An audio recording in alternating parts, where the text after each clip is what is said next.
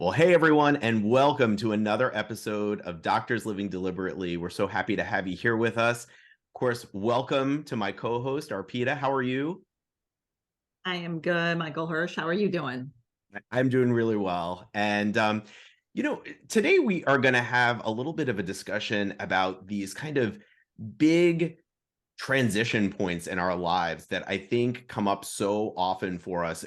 Have you ever experienced one of those kind of tipping points where it just feels like everything shifts or changes for you? There have been many, right? That's the beauty of it too. There's more than one. And I think noticing when it happens and being present and aware for it is part of the key. And that's kind of what we're going to talk about today a little bit. Absolutely. So I want to go ahead and introduce our guest today. So we've got Dr. Stephen Lewellis here. He is a board certified medical dermatologist. He serves patients of all ages and helps people struggling with both acute and chronic skin conditions.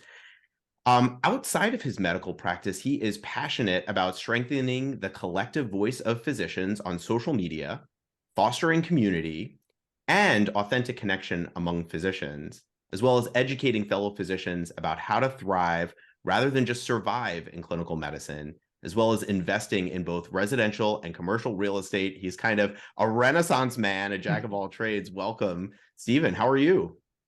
Thank you very much, Michael and Arpita. It's a pleasure and a real honor to be here. And I'm doing really well. Thanks for asking. And I hope the same for you. It's nice to be here. And thanks for the Absolutely. kind introduction. Of course, absolutely. So, we were starting a discussion about tipping points, and I thought you would be a great person to maybe explain to our audience a little bit better. What's a tipping point? You bet. This only came up recently in my life where I really got to thinking about how powerful and important recognizing tipping points can be. Uh, Tipping points are varied. There's the kind of tipping point where you're working towards a goal and you feel like you're just constantly pushing that boulder up the hill, and finally you put enough work in to it that it gets enough momentum, and you finally reach that level where it starts rolling downhill and everything seems a lot easier. The opportunities are coming, the joy is coming, maybe more income is coming, whatever it is, but it just seems easier because you got over that tipping point. But there's other tipping points in life as well that can be more uh, things that add up in your personal, professional, home life, everything adding together, where it's more of like a perfect storm. Enough things add up that it tips you over into maybe certain maladaptive behaviors that you finally start recognizing, or you find yourself becoming more anxious or angry, something like that, that really wasn't manifesting as prominently in your life. And it certainly is affecting other people around you, whether you recognize that or not. And that I experienced something like that finally got me to think about changing things about myself and my mind so that I could be happier and more fulfilled, and thus have that influence on people around me as well. You've been pretty open about sharing kind of some of these tipping points. I've seen you Mhm. lecture on these. Um, would you be interested in sharing that with the audience? You bet. I'd be happy to. I recently had a very special opportunity to give a talk at the Doctors on Social Media conference on physician entrepreneurship, and I gave a talk about how it was the name of it was change your mind and change your life. And the reason I named it that is because you really don't have to look outward to make a huge difference on your life when you're experiencing one of these tipping points. It's all about what's going on inside, and that I didn't recognize that previously, and I didn't really believe it until I experienced it. And it took a tipping point for me to push me to do things that are quite uncomfortable. So that's why people tend to avoid them when they don't really feel like something needs to change.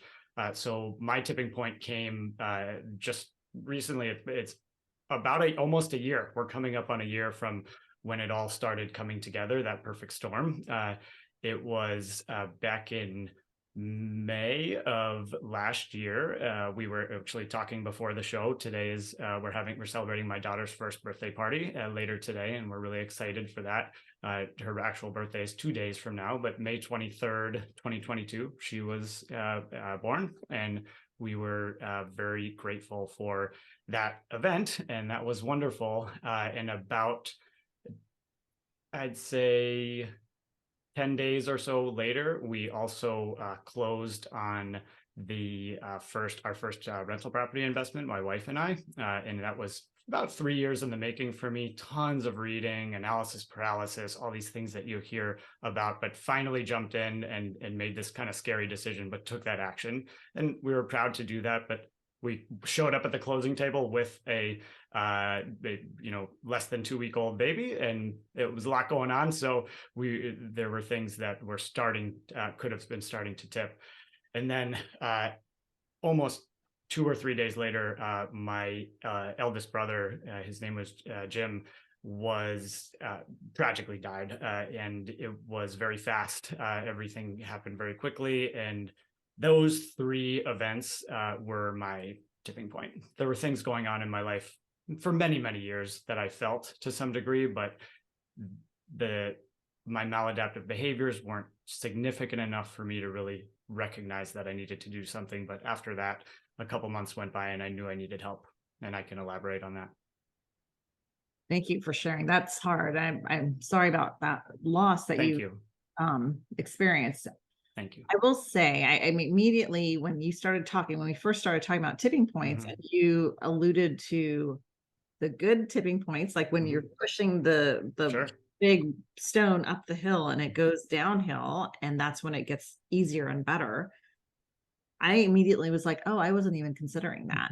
Right. So it just goes to show that our brain goes immediately to tipping points. This is negative. This means that we get to a point where we can't handle anymore. It's a straw that breaks the camel's back. And actually, tipping points can go both ways, right? Yeah. The birth of your daughter, right? Closing on that real estate property. Those are actually each individual tipping points that are unique and were positive. So I think part of it is also being aware that our tipping points can be good and bad for what we're going to create in the next phase of life with it. Tell me what you would recommend. How could you, now that you have kind of experienced the tipping point, we can talk a little bit also about how you moved forward then at that point. But I also would like to touch upon how you feel like you were able to recognize it. Like what brought you to that point that like, yeah, something needs to change. Yeah. I think what made me recognize it was a combination of the way I felt when I woke up every day and how I was reacting to my family. I had a young family, a wife who was very loving and caring, an amazing mother, amazing wife, has also an incredible scientist, but she's made a lot of sacrifices for my career. So all of those things contributed to sort of an inner feeling of why am I feeling not great in the morning, for instance, before work? Michael has spoken about or written about the concept of work dread, and I was experiencing that. I was experiencing it in my first job out of residency almost constantly. I moved and got a different job intentionally, deliberately, and it's much better now, but I was still feeling that to some degree. So I knew I needed some help. And I also knew that a lot of people in my family suffered from chronic mental health diseases, anxiety, depression, bipolar, schizophrenia. That's all in my blood. And I had an element of chronic anxiety all throughout medical school, but I just thought it was normal, or maybe the anxious achiever type of thing. But I think it was my maladaptive behaviors. I was getting angry. I was really reactive, both to my kids and to my wife. And I felt a lot of shame in that. And that combined with not feeling great about going to work, I just said, maybe it can be easier than this, or maybe I can feel better than this. And maybe it's not all my fault. And I can go into what I did proactively in terms of seeking help, because I knew I wasn't figuring it out. I had done many years trying to figure it out myself, and that wasn't working. Yeah. So what did you do? Yeah. It was one particular evening. I remember it was just a really difficult thing I had just gone through, and I went up to one of the bedrooms in my house and got on my phone, opened up the app that I could message my primary care doctor through, and just said, "Hey, I need help. Can we have a visit to talk about this? A lot of things have been happening recently. Excuse me, and I just need to talk about it. Maybe there's something you can do to help, or a referral you can make." And he was great. He got me in right away. We had a phone visit. We talked about it. He started, we made a shared plan and decision to start a quite low dose of an SSRI just for chronic anxiety. And it ended up 6 weeks of that, as they usually say. I couldn't believe how much different I felt. And if you talk to psychiatrists, they will sometimes say this dose of this medicine is, they'll joke about it being a placebo dose. Perhaps it is. I believe in the placebo effect, but I also know that this has changed. And that was just the start of it. And he also said, do you ever think, or he said to me, did you ever think you had ADHD? And I don't want to use acronyms, attention deficit hyperactivity disorder. And I immediately said reactively, oh, no, not at all. I've never thought that. I'm not fishing for a diagnosis. It made me feel a little uncomfortable, actually. And he said, well, I wasn't judgmental. I was just asking because as a primary care physician, family medicine doc, I see a lot of people like you who have a lot of chronic anxiety, and sometimes it's undiagnosed ADHD and untreated. Would you like to explore that at least? And I said, sure. Well, I'm here for help. So I'm open to anything. And he referred me for formal testing with a psychologist. And the ball started rolling from there, downhill at this point. It had turned into kind of that good type of tipping point because I connected with a psychologist who I had a great relationship with, and we did some other things as well. And I'll share that, but I can elaborate on any of that. But my primary care doctor was amazing, and it didn't take a lot. So that's where it started, and I'm still working. We said work in progress. I still am more reactive than I'd like to be. I still do struggle with anger, and all of this has helped though, but long way to go.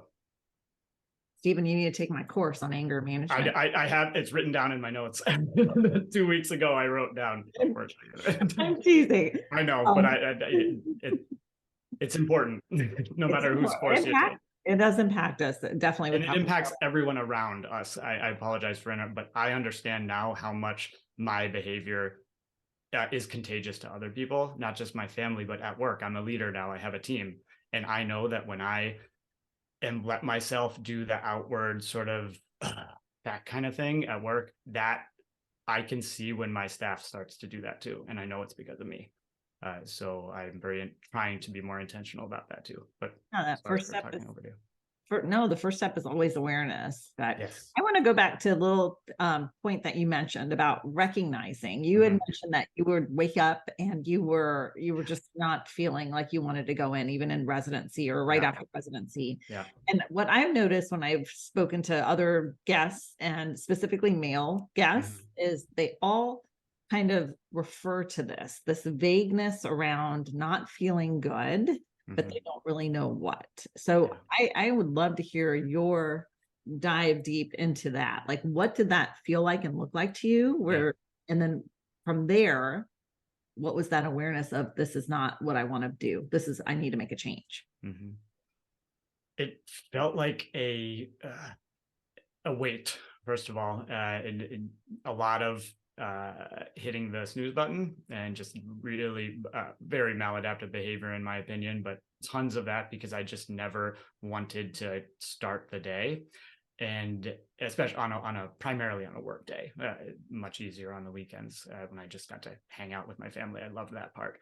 So I knew a lot of it had to do with work, but I was trying to figure out, like, I don't think I made a mistake becoming a physician. I do think this is the right thing for me, but I did have a lot of fears about, what if I did all this and now I have a job and I really feel this dread about it constantly. So I needed to explore, is there something that can unlock something that will make me feel the joy that I at least perceive in other people. I know a lot of people do feel the way I do, but I think some people actually get up and are excited to go to work. And you know, I would sit in the car before work, and this was at my first job. It was a real struggle. I just didn't have the clinical support that I needed to practice the way I wanted. That's why I took the different job. Now I'm very happy in my job. I'm excited to go to work, legitimately excited to go to work. Some days I'd rather stay home, of course, like anything, but I am happy to see my staff in the morning. I don't have to put on a facade. I don't have to hit the snooze button. That's, I think, the biggest thing I noticed after the antidepressant. I would wake up before my alarm and I'd get out of bed, and I wouldn't be upset about it. I would just get up and say, okay, we're going to go to work today.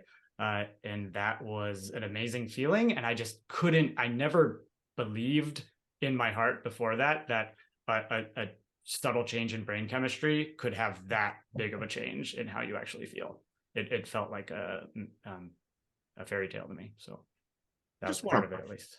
I want to point out how deeply uncomfortable a lot of this probably was for you in terms of, number one, first recognizing that you were showing up in ways that you didn't want to show up, both at home and at work. Or two, leaning into the discomfort of asking for help, which as a man and as a physician, is really, it's incredibly difficult to take a moment to ask for help and to recognize, like, I want things to be different. And in order to be different, I have to do something differently. And that means leaning into discomfort. Can you talk a little bit about what kind of the discomfort has meant to you? And, you know, is it always a bad thing? Absolutely not. I think that it's almost always a good thing. There is a spectrum for this. I spend a lot of time at work when I'm counseling patients. A lot of diseases exist on a spectrum, and some kids are going to have molluscum for a month and they get lucky and they're all gone. Some kids have them for 3 years and it's extremely frustrating, and there's everything in the middle. So this the discomfort, the importance of discomfort is on a spectrum as well. We shouldn't always be in what I may call a sort of a green zone, where it's just fine. You're happy, you're watching Netflix or you're reading a book that you're enjoying, you're not being challenged, and you're not serving anyone else either. It's all about you.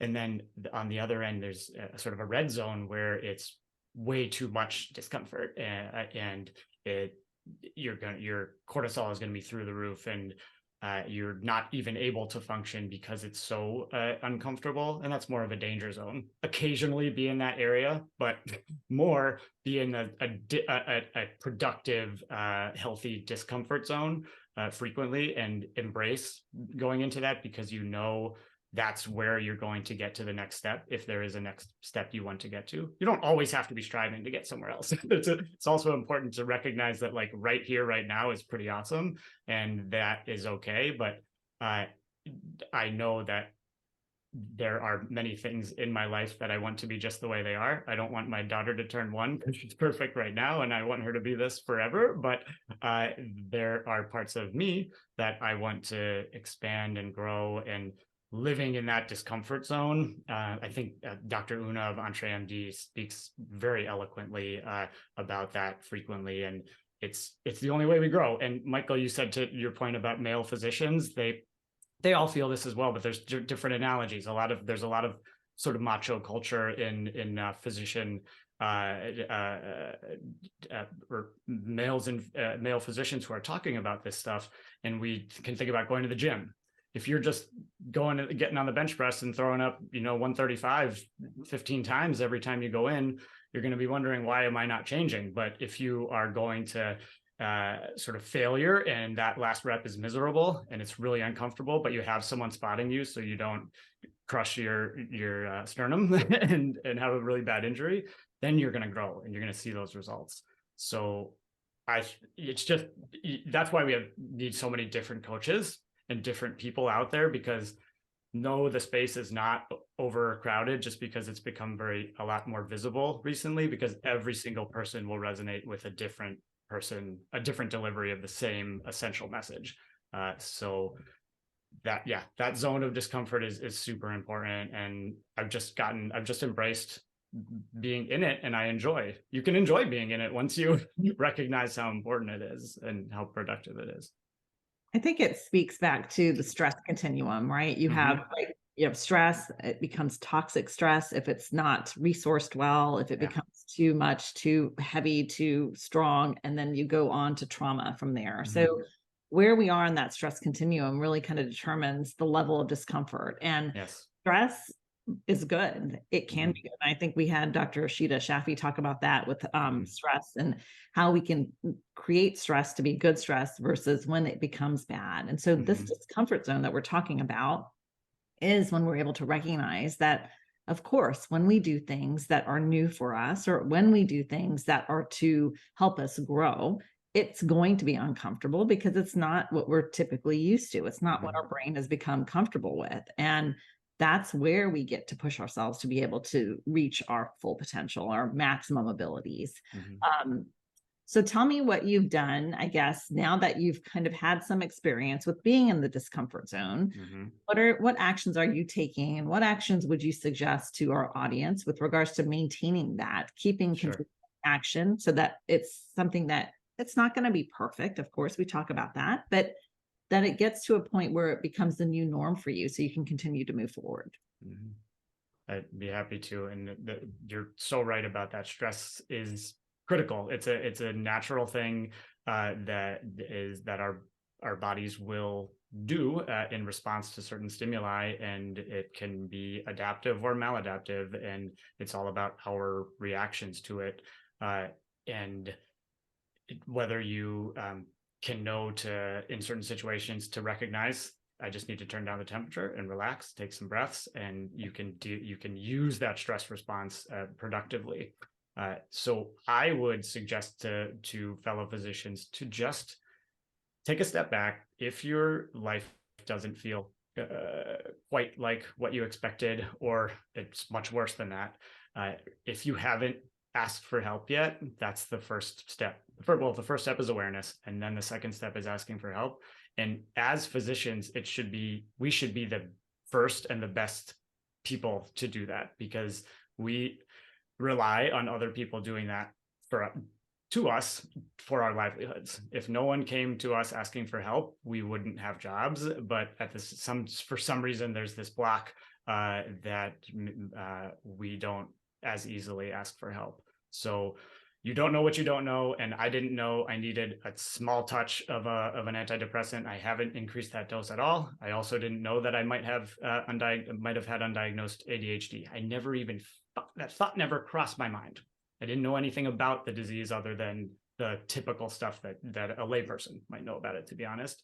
And through the simple ask of asking one person for help, I then met another person who's been helping me, and I have been treated for 2 different diseases I didn't know that I had, and I had 2 very different but additive and synergistic responses to the solutions that we found, or the treatments that we found for those things I was suffering from. And I feel like a completely transformed person, even though I didn't buy a new house, I didn't get a new car, I didn't change jobs. I did change jobs prior to all of this, but since starting this, no new job, no new anything really outside of me. Everything that's new is in here, and you can't. It's kind of like someone who says, a wealthy person who says money can't buy happiness, like you just don't. And I want to find out for myself, at least. Like I don't really want to hear that from you.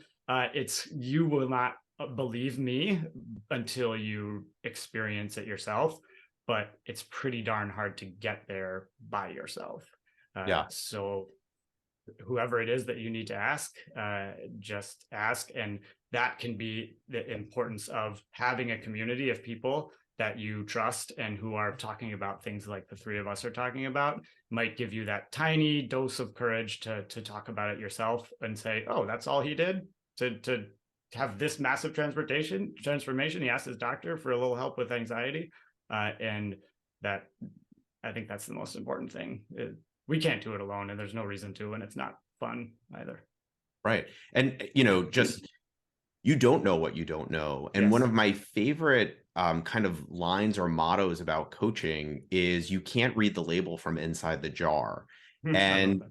we use that frequently in coaching, but the truth is, we do this in medical practice all the time. Coaches are not the only ones who can help us see things that we cannot see or know for ourselves. And so who in our lives can we allow to hold up a mirror to us and show us the things that we can't see for ourselves? And for me, that was coaching, and it has made all the difference. And if you had asked me before all of this, are there things that you don't know about you? I would have thought that question was just ridiculous. Like, of course I know all the things about me. I've been living my life in my body for 40 plus years, and of course I know all the things. And just astonished by all of the things I learned just by somebody questioning the things that I was saying and how I was showing up, and recognizing, gee, like, I do want things to be different. Yeah. And the pivotal question of, if you don't do this, if you don't ask for help, if you don't attempt to do things differently than you're currently doing, what will change? How will your life be different? How will you be different? And allowing yourself to exist in that space. It's been all of the hardest work I've ever done, and some of the most important. For sure. And I think part of it is also, like you touched on, is having that community, right? You have to build the communities where we feel more comfortable. And we tend to become isolated with thinking and believing that we're the only ones feeling this way, thinking this way, having these struggles. And ultimately, when we keep siloing ourselves with those beliefs, we are isolating ourselves from our pack. And that makes it even harder in our minds to ask for help. So when we can start to maybe reach out, for me, the coaching journey was amazing because of the community I have within the coaching realm, the world itself. Those people are my people. And I know no matter what, I'm putting myself out there. I can create what I want because I believe in it. And when I have the setbacks and the falls, I have my tribe that are gonna help raise me. And it's not just within the coaching community now, it's kind of grown into the other areas of life. You get to find your people, you get to figure out who is going to be there regardless for you, and vice versa, who you're going to be there for them, and build that group so that you have that internal support at all times. That's what living a true authentic life is going to be, when we can feel and experience the negative, crappy times and have the people there to support us, to lift us back up and straighten our crowns and straighten our ties for the guys. So yeah. Well, Stephen, tell us a little bit about what you're doing, what's coming up for you. Sure. Well, I am still practicing full-time as a medical dermatologist, seeing people of all ages. I'm very happy doing that. I see patients at Aspirus Dermatology in Wausau, Wisconsin, and that is primarily what I'm doing right now. I do a lot of stuff on the side in terms of personal development, business development. I mentioned Dr. Una before. I love her idea of the intrapreneur. So that's me right now. I am an entrepreneur, but in an employed job. And I see a wave of transition back to private practice ownership for physicians who want to keep practicing medicine, but in a more deliberate way. I think we've abdicated a lot of things that we didn't want to do because we only wanted to take care of the patient, and now we have other people doing everything else, and that's gotten us into a very difficult spot. So I think things are going to transition back that way. I'm sure I will own my own practice someday, and I want to start behaving, and I already am, with my team as if they are my team, as if I own the practice, and then I'll be all the more ready for that when I do. And it affects every other part of my life: real estate ownership, business development, at home with my kids, parenting, being a better husband, which is probably the thing I need to work on the most. And so we've talked about balance and things. So as I continue to get more opportunities like this, remember the people who are home as well, and always prioritizing that as the number one most important thing, even if the snowball really starts rolling in other entrepreneurial pursuits, things like that, because we can't forget about the people who are actually allowing that the snowball to form. So that's my life in a nutshell right now. I'm active on LinkedIn. I post fairly regularly on there. I will revive my webpage, lewellismd.com. By the time this is out, you'll be able to visit that and just see some of my musings there. And I am also making some content on my YouTube channel, LewellisMD, for my patients that they can use for patient education. And I hope to collaborate with some other physicians and other specialties at some point too, to discuss how our specialties intersect and some key things that patients can learn from. So be happy to talk to any of your listeners about any of those things, whether it's real estate, personal development, just getting over that tipping point, dermatology, practice ownership, being an entrepreneur, all those things I really love. And I use books. Podcasts are podcasts and books to learn all these things. And I have a lot of great recommendations if anyone ever wants to talk books with me. Well, this has been fantastic. We appreciate you so much coming here, sharing your story, your journey, and all of these important tips for our listeners, and just being an example of what is possible. Dr. Stephen Lewellis, thank you so much for being on Doctors Living Deliberately. Thank you very much to the both of you. Thank you for what you're doing for the community out there. We really need you, and you're doing an incredible job. And thanks for giving me the platform. Thank Absolutely. you. It's kind. Take care. Take care. Take care. Bye. Bye.